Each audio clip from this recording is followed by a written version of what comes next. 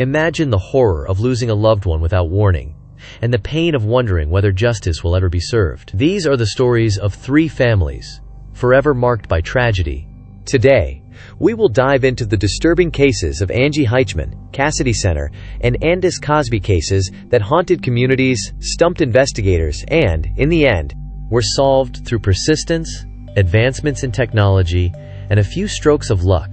But this is not just about the crimes. It is about the resilience of the human spirit, the power of hope, and the relentless pursuit of justice. Let us go back to the fateful days when these tragedies unfolded. Segment 1. The mysterious disappearance of Angie Hman. Angie Hman's story begins like many childhood memories, full of joy, laughter, and a sense of safety. Growing up in the suburban community of St. Anne, Missouri, Angie was known for her cheerful disposition and a willingness to help others. Her family, deeply involved in the local community, had no reason to fear. Life seemed idyllic. Angie was the kind of child who brought smiles wherever she went. Her family recalls her always greeting strangers with a warm smile and lending a hand to anyone in need. She had a special connection with her extended family, who loved her dearly. Her cousin Christina McGuan, only a year and a half older, remembers Angie as a child who was always smiling and laughing. Angie's kindness was her defining trait, and she was the kind of person who made friends easily no matter where she went. Her life was full of simple joys. She attended Buter Elementary School and loved participating in school activities. Her teachers admired her curiosity and her willingness to help others. Angie's favorite activities included riding her bike, playing with her friends outdoors, and spending quality time with her family and pets. She even dreamed of becoming a veterinarian one day, as she had a deep affection for animals. One particularly touching story that sticks with her family is when Angie won a $500 shopping spree at a local toy store. Rather than spending it all on herself, Angie chose to buy a bicycle and insisted that the remaining money be used to help other children who were in need. Her selflessness left an indelible mark on everyone who knew her. Even her stepfather, Ron Bone, kept the rusted bicycle as a symbol of Angie's kind and generous heart. But on November 18, 1993, Angie's world and her family's was turned upside down. That Thursday started just like any other. Angie got up, went to school, and rode the bus home. Her stop was only a short walk away from her house, and this was a routine she followed without any incident. Angie got off the bus at her usual stop at around 4:00 p.m. and was last seen by her bus driver and some of her classmates, who watched her walk away, presumably heading home. The weather that afternoon was cold, as typical for late November in Missouri, but there was nothing unusual to suggest any danger. Yet, Angie never made it to her front door. When she failed to arrive home, her family immediately became concerned. They began searching the neighborhood, hoping to find her. When they came up empty, they contacted the St. Anne Police Department at around 7:10 p.m. Initial response and search efforts. The authorities responded quickly, realizing the urgency of the situation. A missing child case is always time-sensitive, and law enforcement acted immediately. As the hours passed with no sign of Angie, her family's worry turned to fear. The police called in the Major Case Squad of Greater St. Louis to help coordinate the search and investigation, mobilizing all available resources. The community quickly came together to support the Hman family. Neighbors, volunteers, and law enforcement combed the area, distributing flyers and asking anyone with information to come forward. Media outlets picked up the story, keeping it in the public eye and urging people to help in the search. As the days passed, tips started to pour in, but none of them led to a break in the case. There were no credible sightings of Angie, and the search quickly expanded beyond the immediate area of St. Anne. Investigators considered the possibility that Angie had been abducted by a stranger, as there was no evidence to suggest that she had run away or left on her own. By November 22nd, the FBI and other agencies had been brought in to assist with the investigation. Despite the overwhelming efforts of law enforcement and the community, no solid leads emerged. The discovery of Angie's body, 9 agonizing days after Angie's disappearance, on the morning of November 27, 1993, a deer hunter in the Bush Wildlife Area in St. Charles County made a grim discovery. Around 10:30 a.m., the hunter stumbled upon the body of a young girl tied to a tree in a remote, wooded area roughly 20 miles from St. Anne. Authorities were immediately called to the scene, and it did not take long to identify the body as Angie's. The circumstances of her discovery were as disturbing as they were heartbreaking. Angie's body was found nude, her wrists handcuffed behind her back, and her head wrapped almost entirely in duct tape, with only her nose exposed to allow her to breathe. Her eyes and mouth were also covered with duct tape, and she had been gagged with fabric torn from her own underwear. It appeared that she had been tied to the tree while alive, and the position in which she was found suggested that she had been left there to die. The forensic examination that followed revealed the horrifying details of what Angie had endured during her captivity. She had been sexually assaulted and tortured, and the autopsy confirmed that she had struggled to free herself before ultimately succumbing to death. The cause of death was determined to be hypothermia, as Angie had been exposed to freezing temperatures for hours before her body was discovered. Ice had already begun to form over her body, indicating that she had been left in the woods for some time. The discovery of Angie's body marked a turning point in the investigation, but it also raised more questions than answers. Forensic evidence collected at the scene, including duct tape, handcuffs, and biological material, offered hope that the killer could be identified. But in 1993, forensic technology was not advanced enough to produce definitive results. DNA analysis was still in its infancy, and the fingerprint found on the duct tape did not match any known suspects at the time. The investigation and the long wait for justice. The investigation into Angie's death continued for more than a year, with detectives chasing down every possible lead. The volume of tips was overwhelming, and law enforcement had to sift through hundreds of potential suspects and theories. The case drew widespread media attention, but with each passing day, the trail grew colder. Despite the efforts of law enforcement, no breakthrough came. The investigation also faced significant challenges due to public fear and media scrutiny. Rumors swirled, and innocent people were questioned. The pressure on the police and the community was immense, as everyone hoped for a resolution, but none seemed forthcoming. Advancements in forensic technology and the breakthrough. As the years passed, the case was periodically reviewed as new forensic technology became available. Advances in DNA testing gave investigators hope that they might finally be able to solve the case. In 2017, authorities thought they had a promising lead, but it turned out to be another dead end. Then, in 2019, a breakthrough came. Forensic lab technicians retested evidence from the case, focusing on a piece of Angie's underwear, specifically the pink trim from two torn pieces found at the crime scene. This item had been preserved for decades, and now, with modern DNA analysis, it could provide the answers that had eluded investigators for so long. The results were stunning. DNA analysis identified two individuals, Angie Hman and an unknown male. When the unknown DNA was compared against existing criminal databases, a match was made. The DNA profile belonged to Earl Webster Cox, a convicted child predator already in federal custody.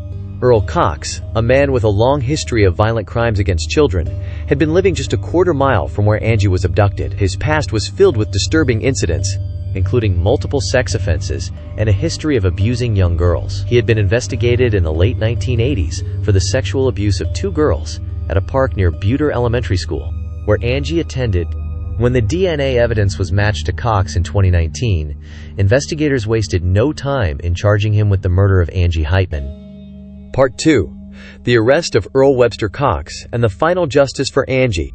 The news of the DNA match between Earl Webster Cox and the murder of Angie Hman was a crucial turning point in the case. For the first time in over 25 years, there was a tangible link between the brutal crime and a suspect. The decades-long search for Angie's killer had come to a close, but it was a bittersweet moment for her family, who had endured years of uncertainty and pain. In June 2019, St. Charles County prosecuting attorney Tim Lomar made an announcement that sent shockwaves through the community. Earl Cox was formally charged with first-degree murder, first-degree kidnapping, and sodomy in connection with Angie's death. The charges were not only based on the DNA evidence, but also on Cox's history of violent offenses and his proximity to Angie's home at the time of her abduction. Cox's arrest marked the end of an agonizing wait for Angie's family. They had always held out hope that one day the truth would come to light. And now, with the arrest of Cox, they could finally begin to process their grief and begin the journey toward healing. However, investigators were cautious, as they suspected that Cox may not have acted alone. The investigation remained open, and law enforcement continued to explore the possibility that other individuals may have been involved in Angie's abduction and murder. Cox's history and motive. Earl Webster Cox's criminal history painted a disturbing picture of a man who was both violent and predatory. Born and raised in St. Louis, Cox's life was marked by a series of troubling incidents. In 1975, he enlisted in the U.S. Air Force, but his career came to an abrupt end in 1982 when he was dishonorably discharged after multiple sex offenses involving juveniles while stationed in Germany. He was court-martialed and sentenced to 8 years in Leavenworth Penitentiary. After his release in 1985, Cox was placed on parole and moved to Missouri. However, his criminal behavior did not stop there. In 1989, he was investigated for the sexual abuse of 2 young girls at a park near Butter Elementary School. Cox's parole was revoked, and he was sent back to prison. He was released once again in December 1992, and by November 1993, when Angie was abducted, he was living in the St. Anne area, less than a mile from where Angie had been abducted. Cox's proximity to the crime scene, combined with his history of violent offenses, made him a prime suspect in Angie's murder. Investigators quickly focused on him, but the lack of definitive evidence in the early days of the investigation made it impossible to make an immediate arrest. The investigation into possible accomplices. Despite the strong evidence against Cox, investigators and prosecutors were not ready to rule out the possibility that he had an accomplice. There were reasons to believe that another individual may have been involved in the abduction and murder of Angie Hman. Law enforcement remained vigilant, carefully reviewing the evidence and continuing to pursue any leads that could help uncover the full truth. The investigation into potential accomplices was particularly complicated because of Cox's history. Over the years, he had been involved in various criminal activities, including operating an international child sex trafficking ring. Cox was deemed by authorities to be an extremely dangerous individual, one likely to re-offend if ever released from custody.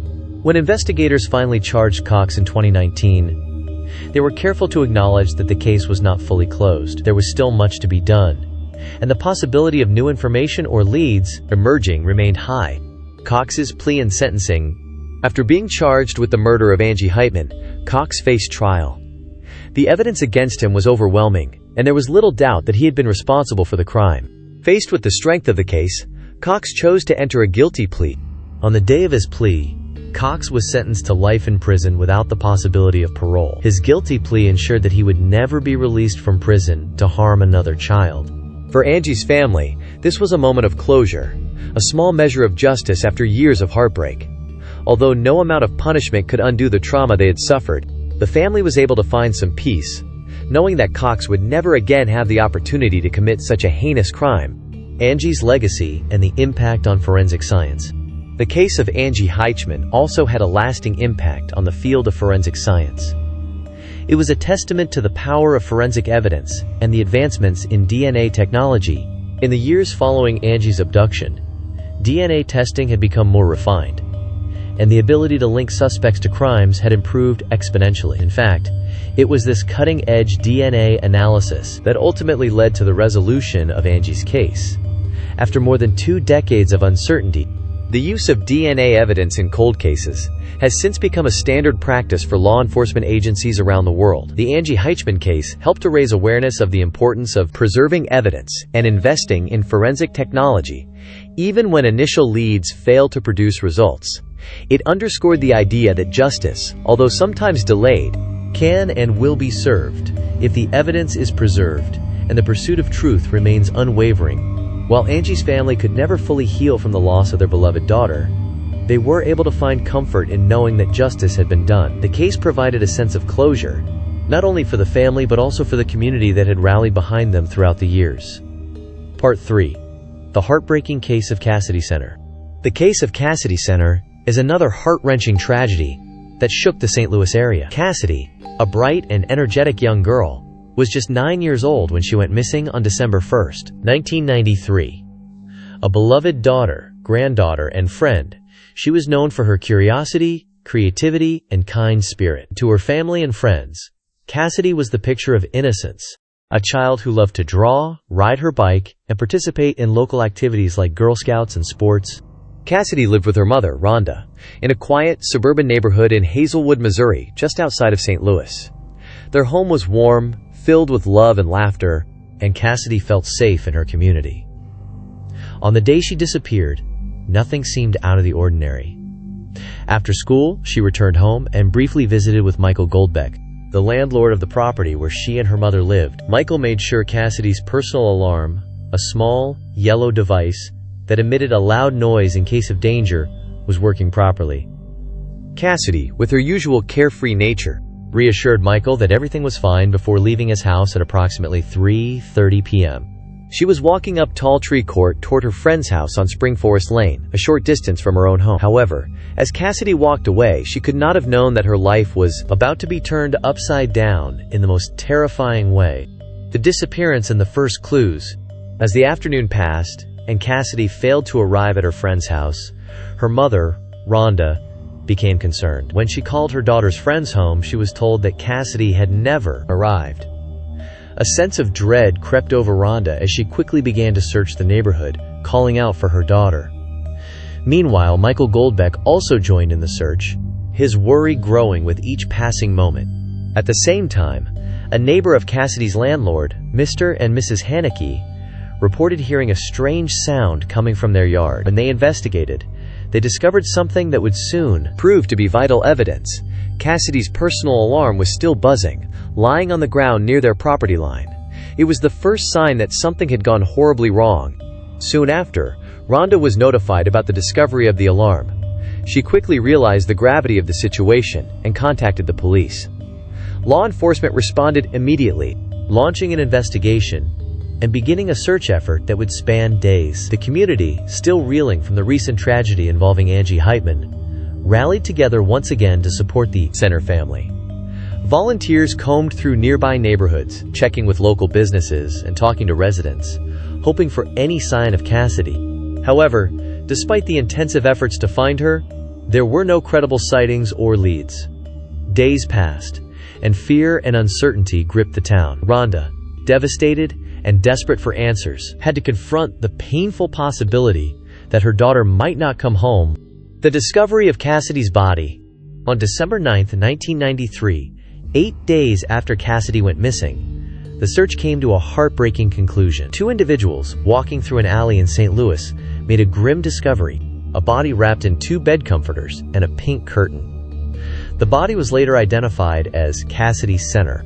Cassidy's body was found in an alley not far from where she had gone missing. The location was a heavily traveled area, suggesting that the body had not been there long. The condition of Cassidy's body was deeply disturbing. She had been partially clothed, with her jacket and sweater pulled up above her chest, and her jeans pulled down to her ankles. Her legs were bound with a sheet, and the rest of her body was wrapped in the comforters and curtain. This grim scene immediately pointed to foul play.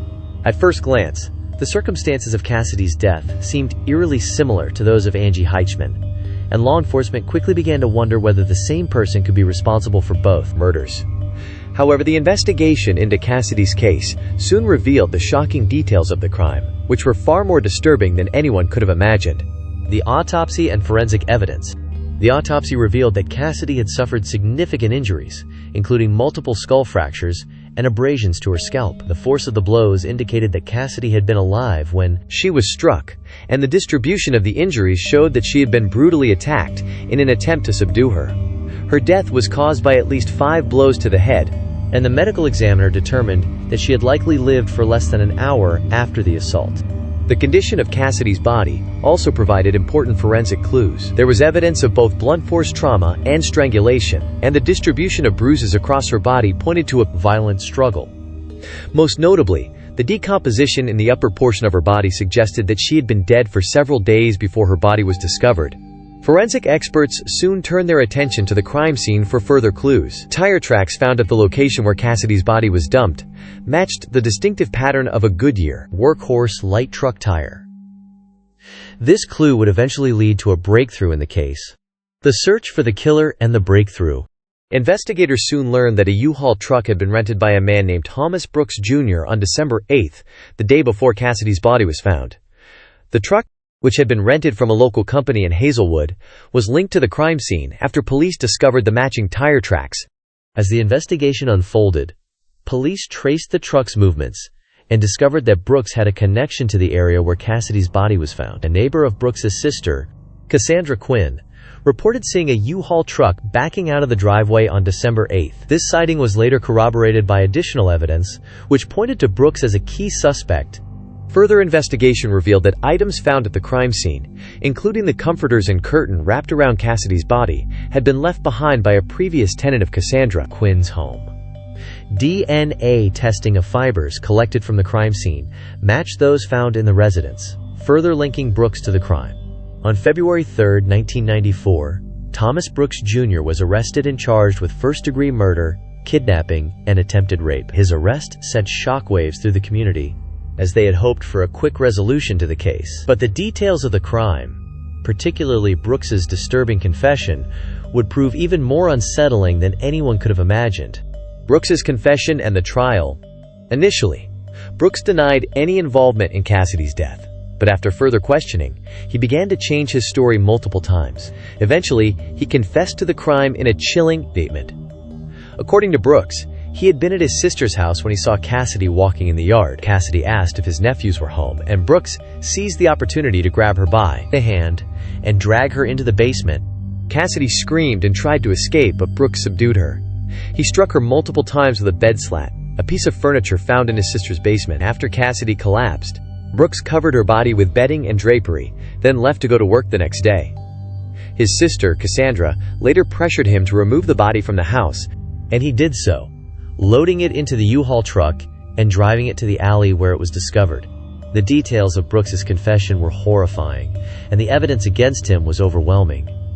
During his trial, the prosecution presented physical evidence, including the DNA links and forensic analysis, to establish Brooks's guilt. His defense team attempted to argue that Brooks's troubled upbringing and intellectual limitations should be considered as mitigating factors, but the jury rejected these arguments. Brooks was convicted of first-degree murder and sentenced to death. His conviction was appealed, but the courts upheld the verdict, citing the severity of the crime and the strength of the evidence. Brooks's final days. Thomas Brooks Jr. was sentenced to death, but he died in prison in 2011 before his execution could be carried out. His death brought some closure to the case, but it could never erase the pain of Cassidy's death or the traumatic impact on her family and the community. Brooks's violent history and predatory behavior served as a chilling reminder of the dangers lurking in the world and the need for vigilance. Part 4. The murder of Andis Cosby and the quest for justice. The murder of Andis Cosby, the son of the famous comedian Bill Cosby, was a shocking and tragic event that deeply affected his family and captured national attention. And Titus, just 27 years old at the time of his death, was known for his intelligence, warmth, and dedication to helping others. Having overcome dyslexia himself, Andis had become an advocate for people with learning disabilities. He was completing his graduate studies at Columbia University's Teachers College and was home in Los Angeles for a winter break when tragedy struck. On the night of January 16, 1997, Andis was driving his mother's dark green Mercedes-Benz SL convertible on the 405 freeway in Los Angeles. He was on his way to a friend's house when he experienced a flat tire. He pulled over onto Skirball Center Drive, a dimly lit side road, to change the tire. Andis called Stephanie Crane, a woman he had recently started seeing, to let her know about the situation. Crane drove out to meet him, arriving shortly after he had pulled over. She parked her car behind Andis's, using the headlights to illuminate the area so he could change the tire. As Andis worked on the tire, Crane remained in her car, keeping the engine and heater running. Everything seemed relatively calm, until an unexpected man approached her window. This man, wearing a light-colored knit cap, seemed to be bumbling and unsure of himself. He demanded that Crane open her door, threatening her life if she did not comply. Terrified, Crane quickly drove away, but only for a short distance, perhaps 50 feet, before stopping and turning around in an attempt to scare off the intruder. In those brief moments, Crane heard a gunshot. She immediately returned to the scene, frantic and calling out for Andis. When she arrived, she saw the man running toward a parked car nearby. It was then that she looked down and found Andis lying on the ground beside his vehicle in a pool of blood. Crane called the police, and they quickly arrived at the scene. The initial investigation and questions.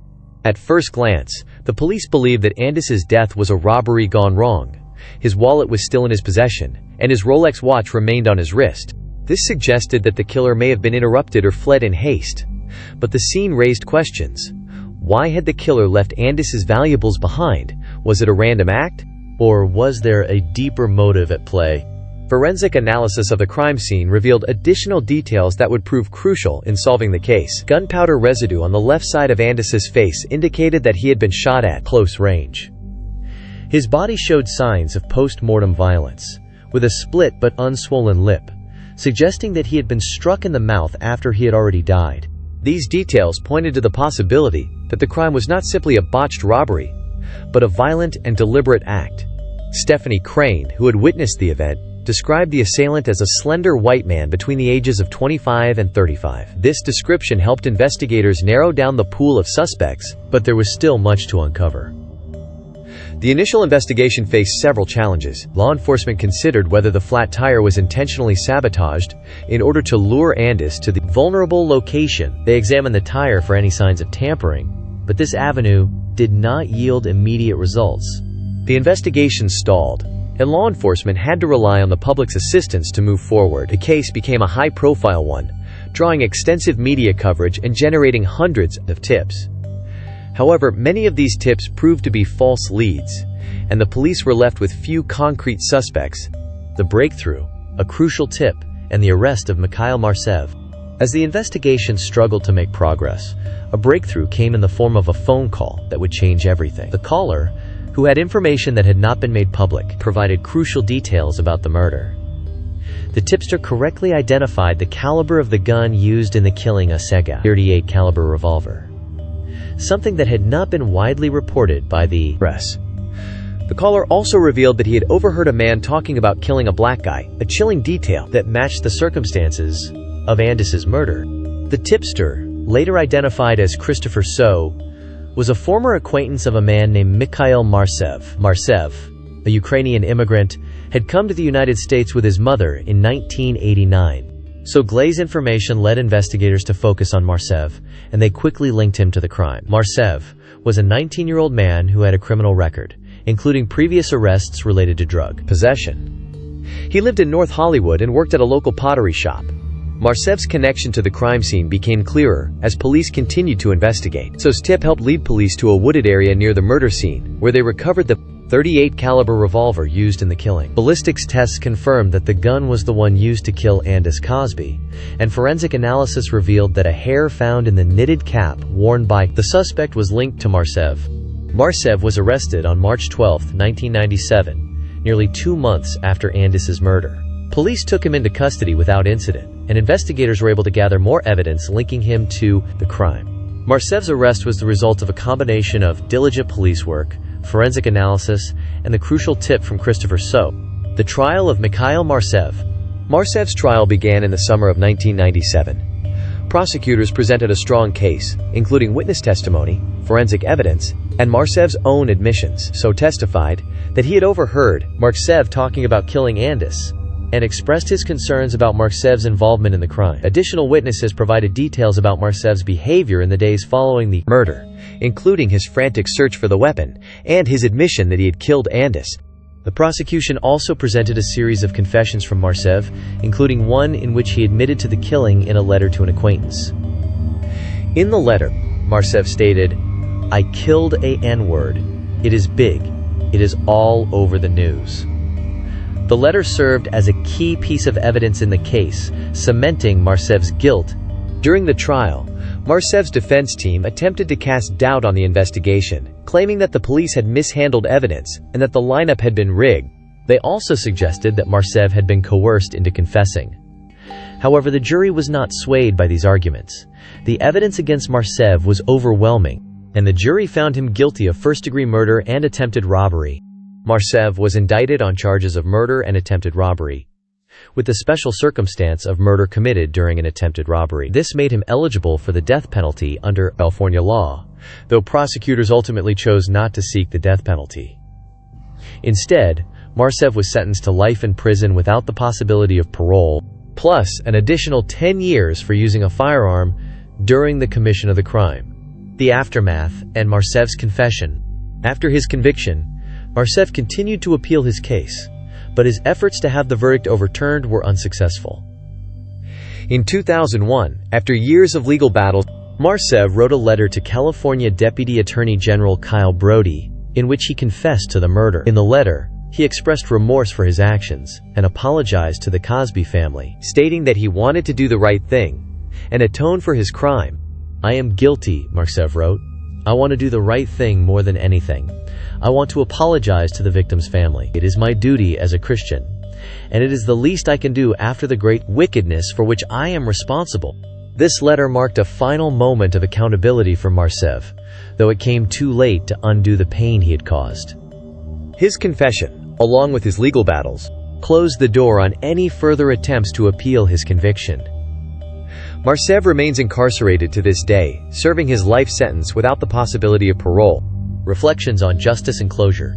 Andis Cosby's case is a poignant reminder of the complexity of justice and the lengths to which law enforcement must go to bring a killer to trial. The use of forensic evidence, witness testimony, and Marsev's own admissions were crucial in securing a conviction, but it was the persistence of those involved in the investigation, as well as the role of the public in providing critical tips, that made the difference. For Andis's family, the long road to justice was painful, but ultimately, they were able to find some sense of closure, and Andis's legacy as an advocate for those with learning disabilities lives on, and his story serves as a testament to the strength of his character and the love his family continues to carry for him. Part 5. The connection between the cases and the power of persistence. While the three cases, those of Angie Hman, Cassidy Center, and Andis Cosby, are each deeply tragic in their own right, there is a common thread that ties them together: the persistence of both the law enforcement officials who investigated them and the families who never gave up hope. These cases demonstrate that justice is not always swift, but through determination, innovation, and the use of modern forensic tools, even the most seemingly hopeless cases can be solved. In each of these cases, the families had to endure years of grief and uncertainty. Yet, it was their unwavering belief that justice would eventually prevail that kept the investigations alive. Law enforcement agencies, too, faced the challenge of finding leads in cold cases, but their perseverance and the growing advancements in forensic technology helped ensure that these tragic events would not be forgotten. As we reflect on these cases, we can't help but recognize the importance of persistence in the face of adversity. The victims, their families, and the investigators all demonstrated remarkable resilience, refusing to let time or a lack of immediate answers stop them from seeking the truth. The role of forensic science and technological advances. One of the most significant factors in solving these three cases was the role of forensic science, particularly DNA analysis. In the years following the abductions and murders of Angie and Cassidy, advancements in forensic technology dramatically improved law enforcement's ability to solve cold cases. What had once been mere speculation, such as the identity of a perpetrator, could now be confirmed with the precision of DNA testing. In Angie Hman's case, the breakthrough came when evidence that had been preserved for years was subjected to the latest DNA analysis. This process ultimately led to the identification of Earl Webster Cox as the man responsible for her abduction and murder. Similarly, Cassidy Center's case was cracked open by forensic evidence that connected Thomas Brooks Jr. to her tragic death. In both of these cases, DNA analysis played a pivotal role in connecting the dots and bringing the perpetrators to justice. Even in Andis Cosby's case, while DNA was not immediately available, forensic evidence such as the gunpowder residue and the ballistic tests on the weapon played a crucial part in linking Mikhail Marsev to the crime. The tireless pursuit of evidence and the willingness to embrace new forensic techniques ultimately ensured that justice was done. Forensic science continues to evolve, and its role in solving cold cases cannot be overstated. It serves as a reminder of how far technology has come in helping law enforcement solve even the most complicated and long-forgotten crimes. For the families of victims, this technology can be a powerful tool, offering the possibility of closure and accountability, even many years after the crime. Lessons learned, justice, closure, and moving forward. What these cases ultimately teach us is that even when all seems lost, there is hope. Justice may not always come immediately, and the process can be long and painful, but it is essential to keep fighting for it. The families of Angie, Cassidy, and Andis endured unimaginable heartache, but their courage, paired with the persistence of law enforcement, led to the resolution of each case. From a broader perspective, these cases underscore the importance of supporting the families of victims, not just with sympathy, but with a commitment to ensuring that their voices are heard, that their pain is acknowledged, and that the memory of their loved ones is preserved. These stories remind us that the pursuit of justice is not just about bringing criminals to trial, but also about providing families with the closure they so desperately need.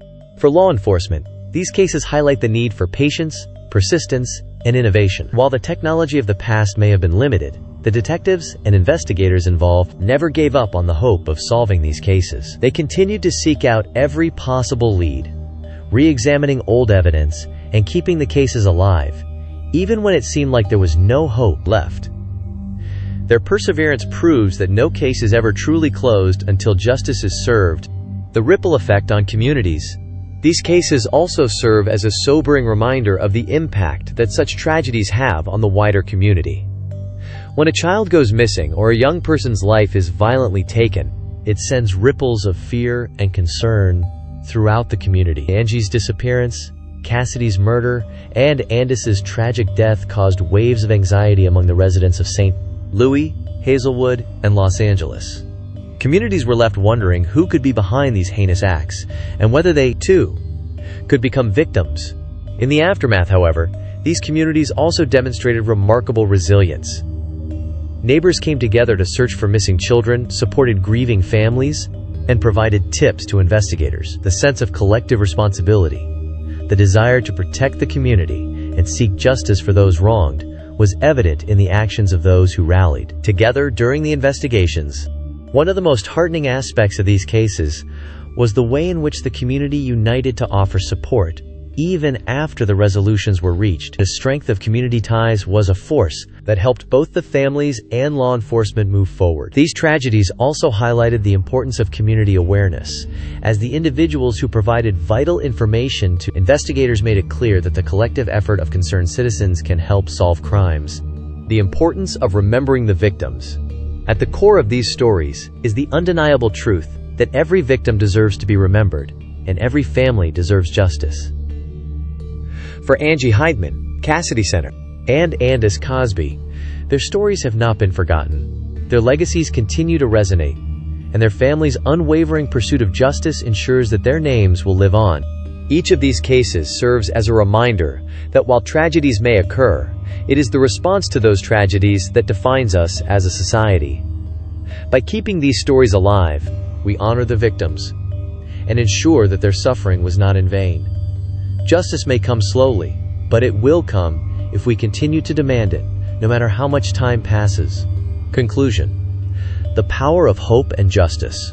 As we look back on the lives of Angie Hman, Cassidy Center, and Andis Cosby, we are reminded that even in the face of tragedy, there is always hope. Their stories teach us about the resilience of the human spirit, the importance of persistence, and the power of justice.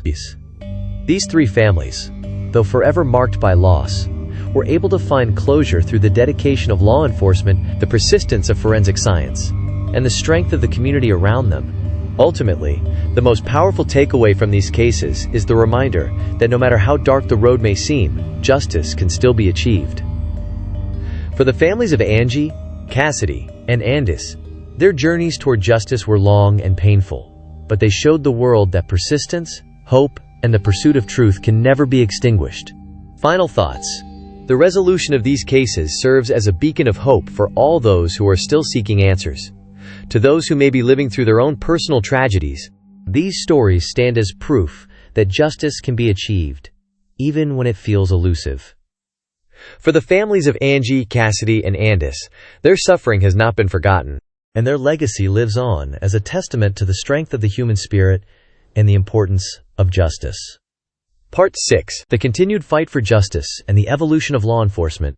As the years pass, it is clear that these tragic cases, Angie Hman, Cassidy Center, and Andis Cosby, serve as critical milestones in the ongoing fight for justice. They not only highlight the incredible resilience of families and communities, but also underscore how law enforcement and forensic science continue to evolve in their efforts to solve complex crimes. With each case, we see the role of technological advancements, especially in forensic science, playing a crucial part in securing justice. But as we have seen, achieving justice is not always immediate. It takes years of effort, and sometimes it is only with time and new technology that breakthroughs are possible. Forensic science, in particular, has revolutionized how investigators approach cold cases. In the past, investigators often had limited resources and technology to work with, which meant that many crimes went unsolved. But thanks to developments in DNA analysis, fingerprint technology, and other investigative tools, law enforcement agencies are now able to solve crimes that were once thought to be beyond resolution. In the case of Angie Hman, for instance, forensic science became the key to unlocking the mystery of her murder. The DNA match to Earl Webster Cox was made possible by advances in genetic testing that were not available when she was first abducted. Similarly, Cassidy Center's case was solved through the meticulous analysis of fibers, blood samples, and DNA evidence. These technologies provided the breakthrough needed to link the perpetrator, Thomas Brooks Jr., to her tragic death. Forensic science, a revolution in justice. The evolution of forensic science has had a profound impact on the criminal justice system, helping to bring clarity to cases that might otherwise have remained unsolved.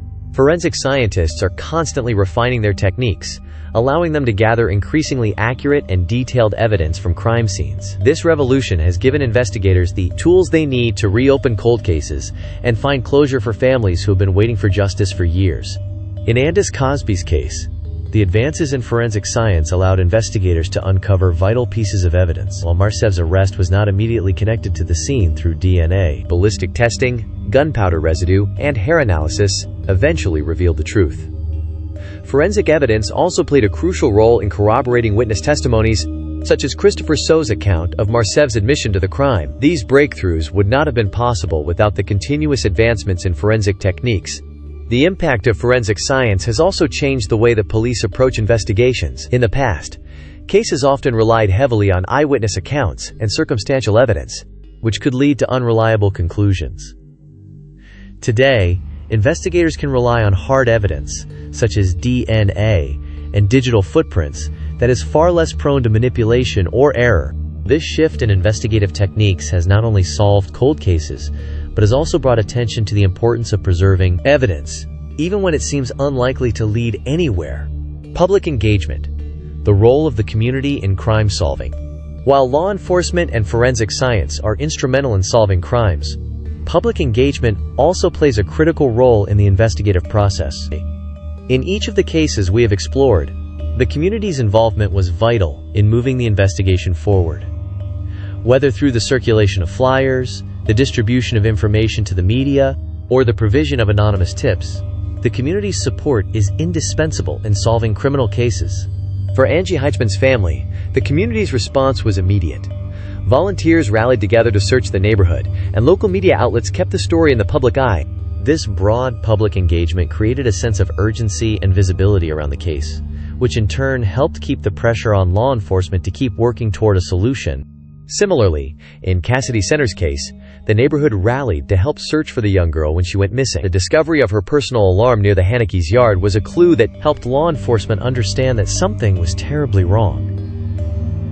The public's attention on Cassidy's disappearance, paired with the tireless work of investigators, eventually led to the identification of Thomas Brooks Jr. as her killer. In Andis Cosby's case, the tip from Christopher So was crucial in linking Mikhail Marcev to the crime. While So initially chose to go through the National Enquirer rather than the police, his information was pivotal in solving the case.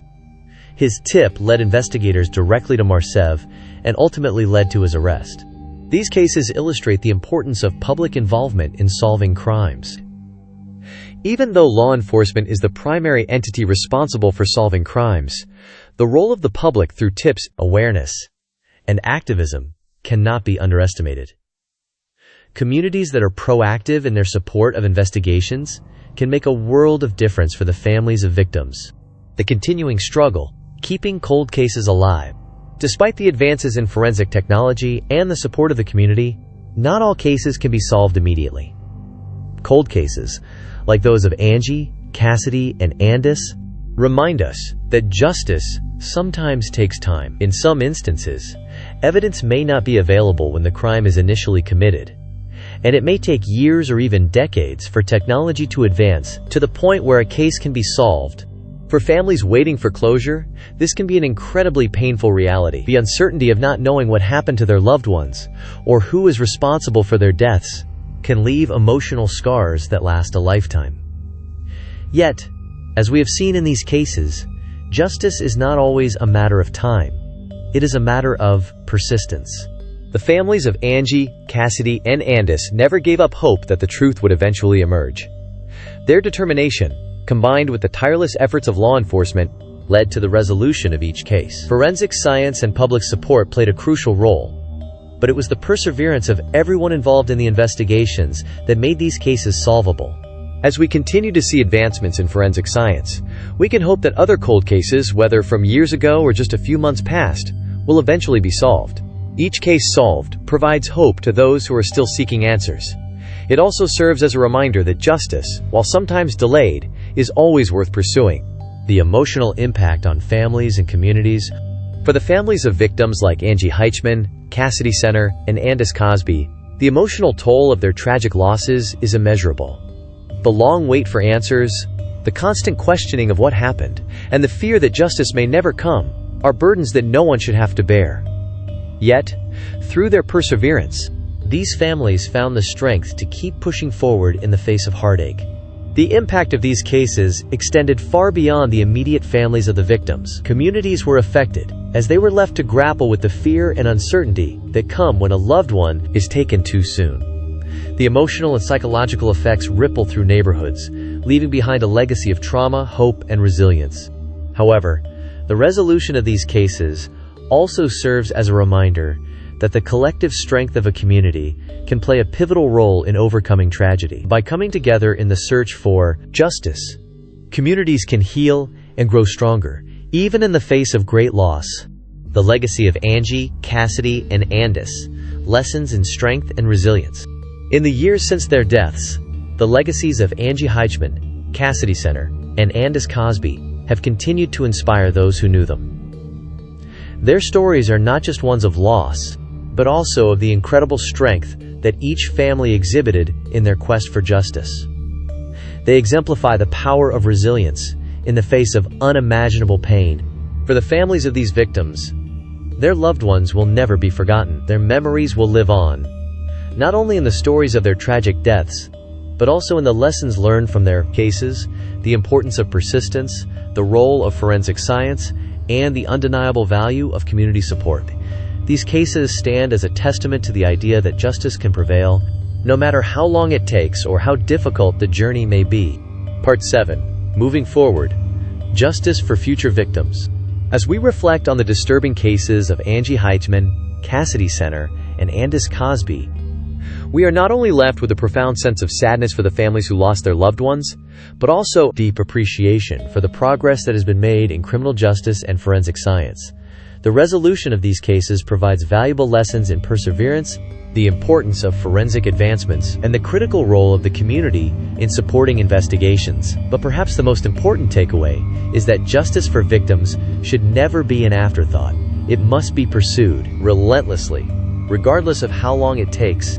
These cases highlight the critical need for continued investment in forensic science, the development of better investigative tools, and the commitment to solving cold cases. Law enforcement agencies, forensic scientists, and the general public must work together to ensure that no case is ever forgotten and that every victim receives the justice they deserve. The role of emerging forensic technologies.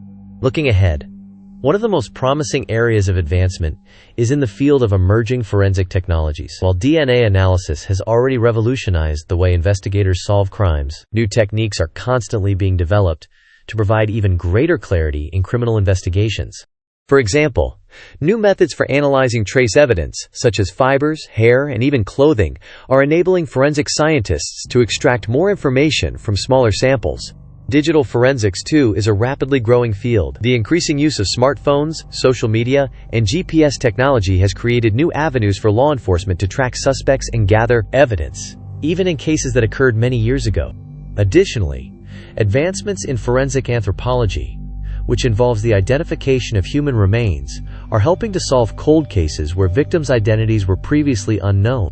Advances in forensic entomology, which studies insect activity at crime scenes, have helped pinpoint the time of death in cases where the body has been decomposing for extended periods. These innovations are providing law enforcement with even more tools to solve crimes that may have otherwise gone unsolved. For example, in the case of Angie Hman, the breakthrough came through the use of DNA evidence that had been preserved over the years. If not for advancements in DNA technology, the case might have remained unsolved indefinitely. Similar advances are now enabling law enforcement to revisit old cases and solve crimes that were previously thought to be beyond reach. The future of forensic science holds immense promise. As new technologies continue to evolve, the ability to solve cold cases will only increase, bringing hope to families who have waited years for answers. The importance of cold case units and specialized investigations. The creation of cold case units within law enforcement agencies has played a vital role in the resolution of long, unsolved crimes. These specialized teams are dedicated to revisiting old cases, often using new forensic techniques to re-examine evidence that was once overlooked or misinterpreted. They understand that every case, no matter how old, deserves attention, and they are relentless in their pursuit of justice. One of the challenges that investigators face when working on cold cases is the sheer volume of unsolved crimes. In many areas, law enforcement agencies are stretched thin with ongoing investigations and new crimes. Cold case units provide dedicated resources to ensure that older cases are not left behind.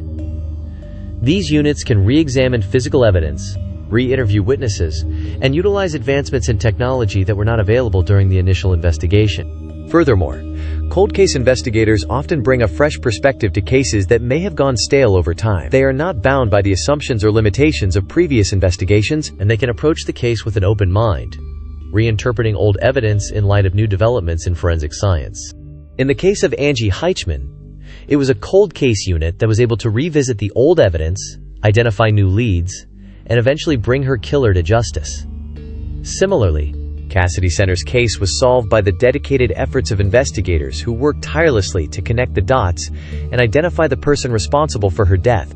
Cold case units are a crucial part of the criminal justice system, as they ensure that no case is ever completely forgotten and that justice is always within reach. The impact of community support on justice.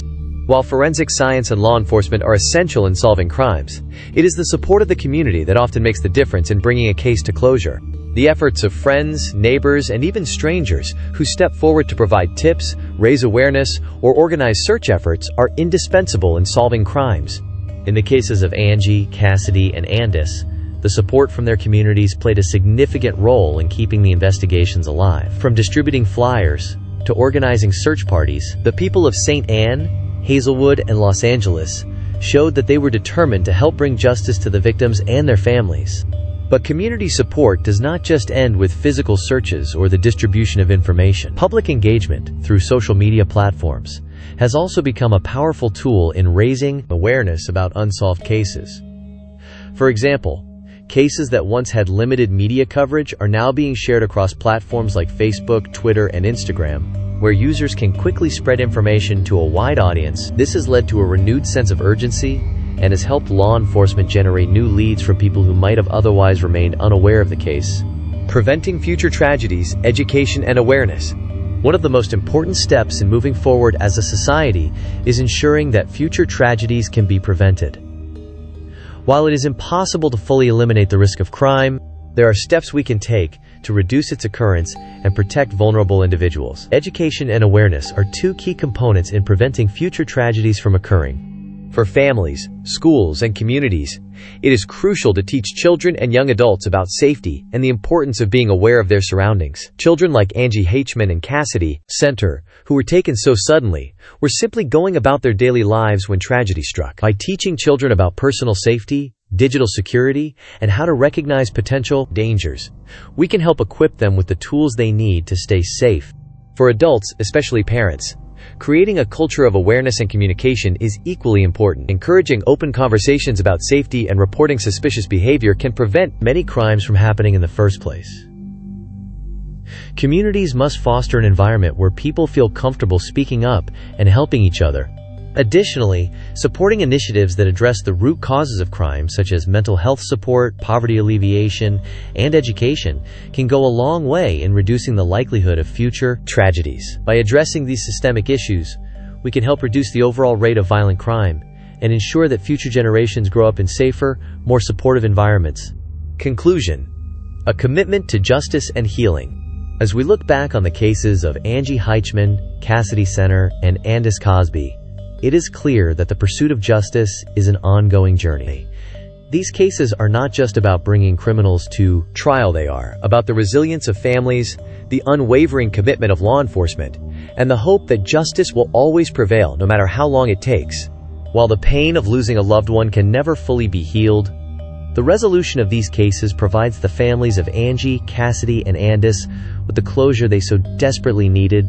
These cases also serve as a reminder of the power of perseverance, the importance of forensic science, and the role that each of us can play in supporting law enforcement and helping bring justice to victims. The story of Angie, Cassidy, and Andis is one of heartache, but it is also one of hope and determination. It teaches us that, no matter how long it takes, justice can and will be achieved. As we continue to move forward, let us carry the lessons of these cases with us. The importance of never giving up on justice, the power of community support, and the need to continue advancing forensic science to ensure that all victims, regardless of when their case was filed, will have their day in court. Part 8. Moving Beyond. Lessons for Future Generations.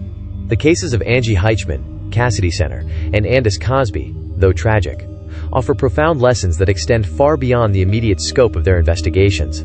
These cases not only underscore the importance of justice, but also highlight the broader themes of resilience, the human spirit, and the evolving nature of the criminal justice system. For future generations, there is much to learn from the journey these families and investigators undertook in their pursuit of truth. These lessons are not confined to law enforcement, but also apply to the way we approach community engagement, prevention, and the importance of evolving our systems to serve all individuals more effectively.